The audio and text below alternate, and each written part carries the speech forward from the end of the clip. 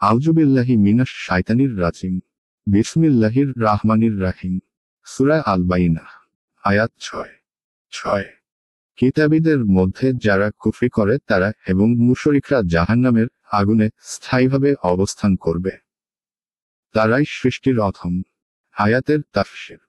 নিশ্চয় আহলে কিতাব ও মুশরিকদের মধ্যে যারা কুফরি করেছে তারা দোজখের আগুনের মধ্যে স্থায়ীভাবে অবস্থান করবে। তারাই সৃষ্টির অধম। এ হলো আল্লাহর রসূল এবং তার গ্রন্থসমূহকে অস্বীকারীদের পরিণাম। শুধু তাই নয়, বরং তারা হলো সৃষ্টির মধ্যে সবার থেকে অধম ও নিকৃষ্টতম সৃষ্টি। আয়াত 7। যারা ঈমান আনে ও সৎ কাজ করে তারাই সৃষ্টির শ্রেষ্ঠ। আয়াতের তাফসীর। নিশ্চয় যারা ঈমান এনেছে ও সৎকর্ম করেছে তারাই সৃষ্টির শ্রেষ্ঠ।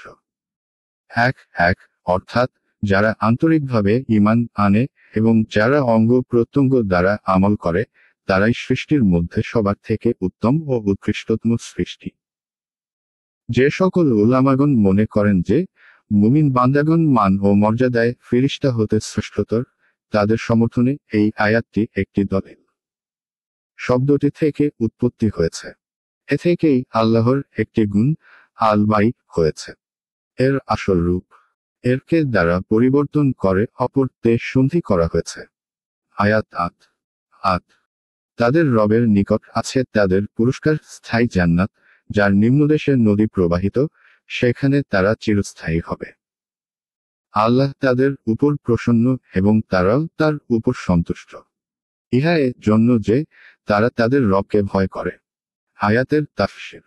তাদের প্রতিপালকের নিকট আছে তাদের পুরস্কার স্থায়ী জান্নাত, যার নিম্নদেশে নদীমালা প্রবাহিত, সেখানে তারা চিরস্থায়ী হবে।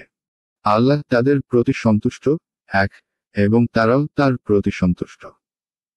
2 প্রতিদান তার জন্য যে তার প্রতিপালককে ভয় করে। 3 অর্থাৎ তাদের ঈমান, আনুগত্য এবং সৎকর্মের কারণে আল্লাহ তাদের প্রতি সন্তুষ্ট। আর আল্লাহর সন্তুষ্টি হলো সব থেকে বড় জিনিস।